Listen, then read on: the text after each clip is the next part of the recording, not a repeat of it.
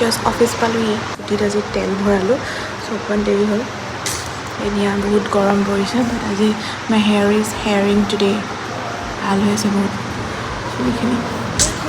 আজি ৰাতিপুৱাই ইমান ধুনীয়া ব্ৰেকফাষ্ট খাব পাইছোঁ অফিচত দাদা এজনৰ নতুনকৈ জইনিং আছিলে তো তেওঁৱে দিছোঁ তেওঁ পাৰ্টি খুৱাইছিলে আৰু লগতে এয়া হাত মোহাৰিবলৈ মই আজি ৰুমাল নিব পাহৰিলোঁ বেগতে টিচু পেপাৰ আছিলে ভাগ্যে এইটো কামত আহিলে আজি দেই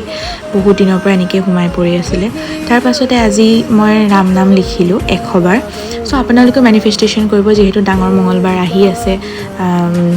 ষ্টাৰ্ট অলৰেডি হৈ গ'ল বাৰু মই লাষ্ট মঙলবাৰটোত এনেকৈ মেনিফেষ্টেশ্যন কৰিব নোৱাৰিলোঁ কাৰণ কিবা এটা অসুবিধা হৈছিলে তাৰপাছত নিজৰ কামত লাগি গ'লোঁ যি কাম কৰিবলৈ থাকে দিনটো চ' সেয়া ষ্টাৰ্ট কৰি দিলোঁ পিছে ইমান বেছি গৰম পৰিছে আৰু এইবাৰ বোলে বহুত বেছি গৰমো পৰিব শুনি আছোঁ সেইকাৰণে নিজৰ বডিটো হাইড্ৰেটেড কৰি ৰাখিব কাম কৰি এয়া লাঞ্চ ব্ৰেকৰ টাইমো হৈ গ'ল অলৰেডি আৰু আজি ঘৰৰ পৰাই টিফিন লৈ আহিছিলোঁ মায়ে ধুনীয়াকৈ ৰুটি আৰু চব্জি বনাই দিছিলে একচুৱেলি কি হয় ন বাহিৰত খাবলৈ গ'লে বহুত বেছি গৰম আৰু ওলাই যাবলৈ মানে গা চা জ্বলি যায় সেইকাৰণে ভাবিলোঁ যে টিফিনে লৈ যাওঁ তো অফিচতে খাই ল'ম অফিচৰ ৰুমতে বহি তাৰপাছতে আকৌ কাম ষ্টাৰ্ট কৰিলোঁ কিন্তু